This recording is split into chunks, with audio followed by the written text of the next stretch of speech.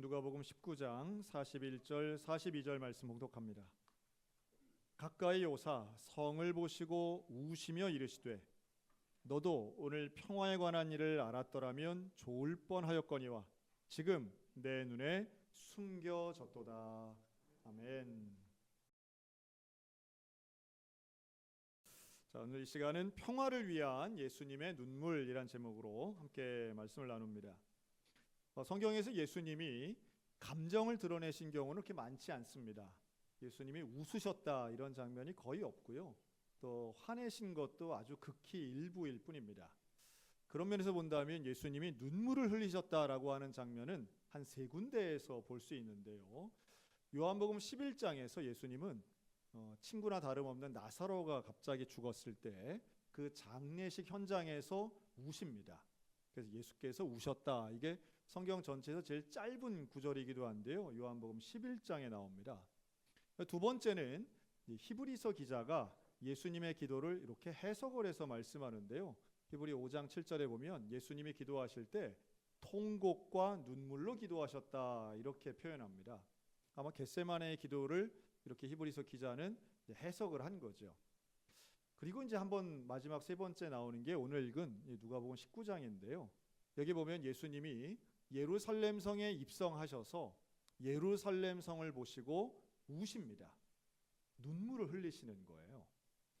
그러니까 나사로의 장례는 인간적인 어떤 개인적 관계 그리고 모두가 슬퍼하기 때문에 그 슬픔에 동참하는 의미로 본다면 또 히브리서 기자가 본 겟세마네의 기도는 하나님과의 관계에서의 눈물의 기도 이렇게 볼 수 있다면 이 누가복음 19장 예루살렘 성을 보며 흘리신 예수님의 눈물은 당연히 민족의 아픔에 대한 눈물이었습니다. 또 성전으로 대변되는 예루살렘 성이 곧 멸망할 것, 무너질 것에 대해서 슬퍼하시는 거죠. 죄에 대한 슬픔이고 또 멸망에 대한 심판에 대한 슬픔이긴 하신데 이것을 예수님이 이렇게 표현하세요. 너희가 만약 예루살렘 네가 평화를 알았더라면 평화롭지 못하다는 거죠. 진정한 평화를 예루살렘이 몰랐다는 거예요. 도시가 모르고 그 안에 있는 사람들이 모르고 그 안에 있는 종교 지도자들이 평화를 지켰어야 되는데 하나님과의 평화와 이웃과의 평화를 지켜야 되는데 그걸 지키지 못하고 이기심 때문에 욕심 때문에 결국은 심판당한다라는 취지입니다. 당시의 사람들 이거 이해하지 못했어요. 왜냐하면 성전은 크고 우뚝했고 로마의 압박은 있었지만 그러나 본인들의 종교 활동엔 전혀 문제가 없었고 예루살렘 성전 건재할 것이라고 믿었기 때문입니다. 그러나 예수님의 이 예언이 있고 채 40년이 되지 못해 정말 예루살렘 성전은 돌 위에 돌 하나도 남지 않고 다 무너져 버립니다. 사실 예루살렘은 좀 역설적인 이름을 가지고 있어요. 예루살렘은 예루와 살렘이란 두 단어가 합쳐졌는데 이게 평화의 도시라는 뜻입니다. 평화의 성. 살렘이 샬롬에서 온 거죠. 그런데 이름은 평화의 도시인데 전혀 평화하고는 어울리지 않는 곳이 바로 예루살렘입니다. 그건 지금도 마찬가지인데요. 이 예루살렘은 역사적으로 전쟁도 많고 또 갈등도 많았습니다.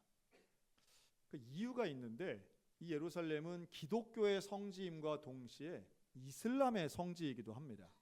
그러다 보니 서로 이 예루살렘을 차지하기 위한 고대의 전투부터 현대의 전쟁까지 정말 역사적으로 언제나 피가 넘치고 미움이 가득했던 성이 바로 예루살렘이었던 거죠. 예루살렘 성전의 역사는 솔로몬부터입니다. 다윗이 많은 걸 준비해서 그 아들 솔로몬 때에 엄청난 규모의 성전을 만들죠. 그런데 이 성전은 결국 바벨론 포로기로 끌려가면서 이스라엘이 멸망하고 그 아름답던 성전도 다 부서지게 됩니다. 포로기에서 돌아온 백성들이 다시 재건했던 성전, 그걸 우린 스룹바벨 성전이라고 하는데요. 훨씬 규모는 작아지고 그렇게 건축이 되죠. 또 시간이 지나 예수님 때는 이걸 헤롯 성전이라고도 하는데 이렇게 성전의 모습은 조금씩 달라지고 이름도 달라지고 또 부서졌다 다시 재건하기도 했지만 그러나 로마에 의해서 무너진 이 예루살렘 성전은 지금까지도 짓지 못하고 있는 상황입니다. 근데 아마 예루살렘을 가보신 분들, 이스라엘을 여행하신 분들은 예루살렘에 유명한 사진이 있어요. 그 도심에 보면 이렇게 금색으로 번쩍번쩍하는 아름다운 건물이 있는데요. 모르고 보면 저게 성전인가 보다 생각하지만 그건 황금돔이란 이름의 사원입니다. 모스크죠. 지금은 이스라엘이 독립을 한 이후에 이것도 참 기가 막힌 역사들이 있습니다. 11세기 후반에 교황에 의해서 십자군 전쟁이 일어나는데요. 십자군 전쟁은 크게는 4번, 작게는 8번 8차에 걸쳐서 출동하거든요. 그 인류 최초의 세계대전이라고 할 수 있는 이 십자군 전쟁의 결과는 이 200년 동안 치고받고 싸운 이후에 예루살렘은 이제 이슬람의 손에 들어갑니다. 오스만 투르크, 오스만 제국이라고 하는 이 오스만 투르크의 시대가 수백 년간 이어지는데요. 이게 끝나게 된 게 제1차 세계대전 때입니다. 1917년 영국에 의해서 이 지역이 이제 점령하죠. 오스만 투르크가 끝나고 이 서구 열강이 이 지역을 다스리게 될 때에 베두인 족속을 포함한 팔레스타인인들에게는 기대감이 있었어요. 왜냐하면 이제 우리가 해방될 거다. 오스만 투르크의 시대가 끝나면 영국이 우리랑 약속을 했으니 이곳은 팔레스타인 제국 혹은 베두인의 국가가 세워질 거라고 기대한 거죠. 그 기대 심리가 반영된 영화가 옛날 영화긴 한데요. 아라비아의 로렌스라는 영화 있습니다. 거기 보면 막 베두인족들이 말 타고 그 영국군 따라서 막 전쟁을 하는데 그 이유가 독립국가를 만들기 위한 기대심이었거든요. 그런데 영국이 이걸 배신합니다. 사실은 이제 많은 유대인의 자본들이 이 전쟁에 들어갔기 때문에 전 세계 역사에서 찾아보기 힘든 싸움은 다 끝나고 세계대전이 끝난 다음에 거기에 난데없는 시오니즘 국가, 즉 유대인의 국가 이스라엘이 생기게 된 거죠. 제가 이렇게 말씀을 드리는데 한 3분의 1은 무슨 얘기를 하나 이렇게 보시는 것 같아요. 지금의 이 이스라엘과 팔레스타인의 혼란스러운 상황을 이렇게 3분 내로 요약 설명할 수 있는 몇 안 되는 이거 아무나 할 수 있는 강의가 아니에요. 그렇죠? 전문가들이 들으면 저렇게 막 갖다가 척척 자르면 안 되는데 하실 부분들이 분명히 있을 텐데요. 그러나 또 우리는 전문가의 강의는 아니잖아요. 우리가 무슨 벌거벗은 세계사도 아니고 그 중요한 부분만 제가 말씀을 드리는 거예요.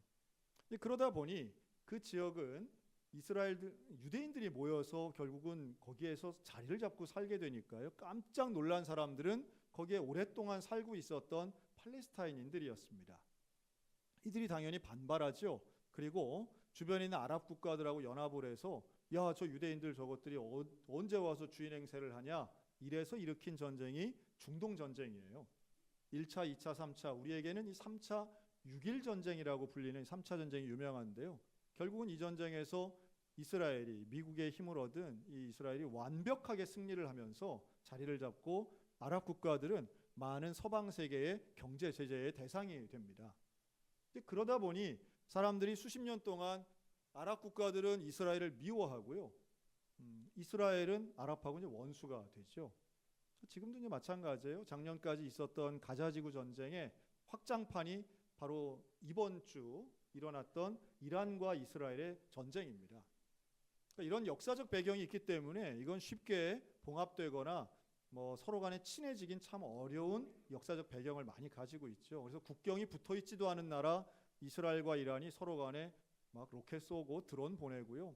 이전까지만 해도 후티 반군, 헤즈볼라 같은 대리전 양상이었다가 지금은 전면전 한다 그러잖아요. 그리고 전면전을 하면 지금까지는 먼 나라 이야기했는데 이제 우리한테도 불똥이 튄다는 뉴스 많이 보셨을 거예요. 왜냐하면 그 지역에 이제 홍해 쪽인 호르무즈 해협 또 아덴만 이쪽이 이제 막히게 되면 기름값 올라간다 그러고 또 물동량이 어려워져서 경제 힘들다는 뉴스 많이 보셨을 겁니다. 그만큼 이 국가적인 관계에서도 긴밀하지만 이 원수적 관계를 가지고 전쟁을 하고 있는 저 나라의 문제를 보면 예루살렘은 평화의 땅이 아니라 사실은 분쟁의 땅, 전쟁의 땅인 거죠. 그러니까 예수님이 좀 길게 보면 이러한 전쟁의 모든 상황을 아시고 눈물을 흘리셨다라고 하는 해석도 저는 가능하다고 생각이 듭니다. 그러니까 지금의 모습 보면 또 얼마나 슬프시겠어요. 막 로켓가 떨어지고 다들 막 건물이 부서지지 않습니까? 저 그런 거 뉴스에 보면 가슴이 철렁하고 참 무섭다. 왜냐하면 우리나라도 지금 휴전 상태이고 사실 한반도는 여기에 사람이 산 이후에 지금 우리는 가장 평화로운 시대를 살고 있어요. 그렇죠? 삼국시대, 고려시대, 조선시대 할 것 없이 언제나 전쟁의 위협이 있고 외세의 침략이 두려웠던 시절이 있었는데, 지금 우리는 마치 현재의 평화가 과거에도 있었고 앞으로도 이럴 거야 라고 하는 좀 근거 없는 확신들을 갖고 있는 것 같습니다. 그러니까 전쟁은 언제든지 일어날 수 있고요, 전쟁의 위협은 세계 곳곳에 있습니다. 우리나라 뉴스에 자주 안 나와서 그렇지 바로 지난달까지 파키스탄과 인도는 전쟁을 했습니다. 그리고 양 국가가 다 핵무기를 가지고 있기 때문에 핵무기를 쓰는 위협이 아주 코앞까지 와서 5천만 명이 한꺼번에 죽을 수 있다, 이런 전망이 나온 적도 있어요. 이게 지난달 이야기입니다. 여전히 지금 우크라이나 전쟁 진행 중에 있죠. 근데 이렇게 하늘로부터 막 미사일이 떨어지고 폭탄이 떨어지는 거, 이거 먼 나라 얘기가 아닌 게 70년 전 우리나라도 그랬던 거죠. 1951년부터 50년부터 53년까지 3년 동안 우리나라에서 폭탄이 제일 많이 떨어진 곳이 어디냐 하면 바로 철원군입니다. 철원군. 이게 작전명이 있더라고요. 철원 초토화 작전. 여러분 들어보셨습니까? 철원 초토화 작전으로 3번 넘는 대폭격이 철원군에 있었습니다. 그래서 철원에는 남아있는 건물이 없는 거예요. 그때 15,000명이 돌아가셨어요. 피난 가지 않은 사람은 거의 다 죽었다고 봐야 됩니다. 왜 그렇게 폭격을 많이 했느냐 하면, 그때 한국전쟁이 일어나고 철원은 상당히 큰 도시였어요. 큰 지역. 강원도에서 3번째 컸다고 그러죠. 물동량도 많고 또 평화가 있어서 식량도 많았던 곳입니다. 그런데 여기에 노동당사가 세워진 이유가 있어요. 그것이 중심지였기 때문입니다. 그래서 북한군도 또 남한 사람들도 섞여서 살았던 것이 철원군인데, 여기를 폭격을 해서 15,000명이 죽고 여기 모든 건물들이 다 부서집니다. 그중에 집중적으로 부순 건물이 있는데 그게 바로 예배당 건물이에요. 왜 그랬을까요? 당시에 철원군에서 제일 좋았던 건물들이 대개 예배당이기 때문입니다. 외국인 선교사들이 정말 아름답게 지었던 그 건축물들 하나같이 북한군의 소유가 되어서 거기를 일종의 병원처럼, 또 때로는 사령부처럼 썼기 때문에 일부러 여기를 폭격을 했는데, 누가 그렇게 폭격을 했냐 하면 유엔군이 폭격을 한 거예요. 북한군이 아닙니다. 소련 전투기도 아니에요. 유엔군이 폭격을 합니다. 북한군을 괴멸하기 위한 작전이었어요. 그 와중에 우리 철원 성결교회도 흔적도 없이 사라지고요. 그 와중에 철원에서 제일 오래된 철원 제일감리교회도 완전히 파괴됩니다. 그 파괴의 현장을 지난 목요일 우리 구역 선교회들과 함께 갔었죠. 가서 그 무너진 돌더미를 붙잡고 기도했습니다. 다른 기도가 아니라, 하나님 이 땅에 평화를 주옵소서. 하나님 이 땅에 평화를 주옵소서. 평화를 위해 기도하는 건 과거형이 아닙니다. 현재도 마찬가지고 앞으로도 마찬가지예요. 대한민국을 사랑하는 마음으로 우리가 당연히 기도해야 되는데, 그 기도의 방향은 평화여야 된다는 겁니다. 여러분, 평화는 전쟁이 없는 것만이 평화가 아니라, 평화는 하나님의 원리가 다스릴 때에 진정한 평화가 임하게 될 줄로 믿습니다. 그 예수님이 그 말씀을 하시며 눈물을 흘리시는 거예요. 대한민국에 군인이 있는 이유가 있습니다. 여러분, 군인은 왜 있을까요? 군인은 전쟁하기 위해서 있는 게 아니라 역설적이지만 평화를 지키기 위해서 있는 것입니다. 우리나라는 전 세계에 몇 되지 않은 의무 복무 기간이 있는 국가입니다. 누구나 병역의 의무가 있는 나라가 우리 대한민국이죠. 사실 오늘은 특수선교 주일이기도 하고요. 저는 오늘 좀 여러분들과 함께 우리 군인들에 대해서 좀 기도를 하기를 원합니다. 왜냐하면 군인이 있어야, 군복무를 한다는 것은 그만큼 나라의 안보와 평화를 지키는데 아주 직접적이면서도 중요한 임무가 부여되기 때문이에요. 한국전쟁 때 사실은 파괴하는 일도 군인들에 의해서 이루어졌지만, 다시 재건하는 일도 군인들에 의해서 이루어졌습니다. 그 덕을 제일 많이 본 도시 중에 하나가 바로 우리 춘천시인데요. 이 춘천에 1951년 사실 한국전쟁이 막 일어나고서는 일부러 다리를 다 폭파를 했죠. 그런데 군인들에 의해서 다리가 다시 재건됐습니다. 그 중에서도 제일 긴 다리가 하나가 재건되는데, 그때 미국 공병대가 와서 1951년 7월 달에 단 26일 만에 지금보다도 70m가 더 긴 570m짜리 나무로 된 다리를 만듭니다. 그 위치가 어디냐면 현재의 소양 2교입니다. 나중에 1960년대에 이제 콘크리트로 이 다리 소양 2교가 만들어지는데요. 그 전에 전신으로 나무로 만든 다리가 놓아지게 되는데 그 나무 다리가 포니 브릿지였습니다. 왜 포니 브릿지라고 했냐면 당시 미국 공병대 대령 이름이 이 프랭크 포니였던 거예요. 근데 이 사람은 청천강 전투에서 죽습니다. 전사합니다. 정말 젊은 나이에 한국 땅에 와서 전투를 하던 공병대 대장이 전사를 하게 되는데요. 그 이름을 추모해서 그 다리를 만들고 포니 브릿지라고 이름을 정한 거죠. 우리 한국인들도 이 포니 브릿지에 대한 기억을 잊지 않기 위해서 기념비를 만듭니다. 그리고 그 기념비는 2014년까지는요. 우두동 아파트 앞에 있었다가 그걸 2014년에 현재 소양강 처녀상 앞으로 옮기면서 아주 근사하게 새로 새 단장을 했습니다. 아마 다 보셨을 거예요. 그 기념비는 전체가 다 영문으로 돼 있어가지고 읽기가 편합니다. 아주 누가 봐도 이거 포니 브릿지구나 하고 그냥 아주 쉽게 영어로 다 돼 있어요. 제가 그걸 보면서 그 앞에 이렇게 산책을 하면서 여러분 우리 소양 2교부터 저 춘천 대교까지의 그 길에는 정말 많은 비석들이 세워져 있어요. 그렇죠? 유엔군 참전 기념비, 또 국군 용사비 이렇게 여러 가지의 기념비들이 세워져 있는데요. 그 왜 그렇게 많이 세웠을까요? 잊지 말자고 세운 겁니다. 기억하자고 세운 거죠. 여러분 한번 꼼꼼히 한번 읽어보셨으면 좋겠습니다. 그 중에 하나가 포니 브릿지 기념비예요. 이 땅에 와서 희생한 미군들 또 정말 많이 죽은 국군들 그들을 생각하면 한반도의 평화가 그냥 있는 게 아니다. 그리고 지금 현재 복무 중인 군인들을 위해서 기도하는 건 최소한 접경 지역인 우리 춘천 강원도민들에게는 정말 당연한 일인 거죠. 여러분 예수님이 눈물로 기도하시잖아요. 그런데 예수님은 나라 사랑하는 마음으로 기도하신 거예요. 근데 이 애국심이라고 하는 건 애국심이 곧 신앙 자체는 아닙니다. 애국심과 신앙은 조금 다르죠. 그러나 하나님을 믿는 신앙인이라면 당연히 나에게 허락하신 나의 조국, 나의 민족을 사랑하는 애국의 태도와 자세를 갖는 건 너무도 당연한 일이라는 겁니다. 하나님은 우리가 대한민국을 사랑하기를 원하시는 줄로 믿습니다. 또 대한민국 가운데 한반도 가운데 평화가 임하기를 원하고 계시는 줄로 믿습니다.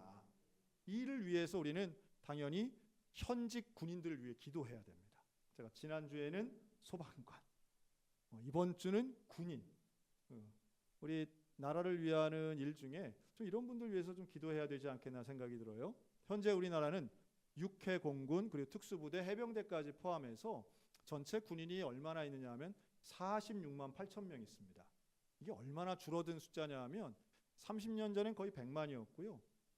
10년 전만 해도 60만 대군, 50만 대군 이야기 했거든요. 근데 그 숫자가 무너지고 소위 말한 의무 복무 사병들의 숫자가 급격하게 줄기 때문입니다.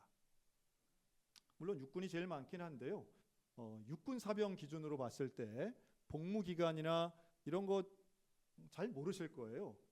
지금 현재 육군은 18개월 의무 복무 기간이에요. 그리고 해군이 20개월, 공군이 21개월입니다. 상당히 짧아졌죠. 아마 월급 올랐다는 거 다 아실 거예요. 월급이 2등병 들어가면 80만 원, 전역하는 병장이 150만 원 정도 받습니다. 근데 그렇긴 한데 중요한 건 그 줄어든 숫자만큼 물론 뭐 기술력으로 혹은 뭐 다른 것으로 국방력을 키운다라고 말하지만 제가 보는 목사로서의 제 시각은 그런데 중요한 건 그 가운데 복음화율은 너무 낮아져 있다라고 하는 거예요.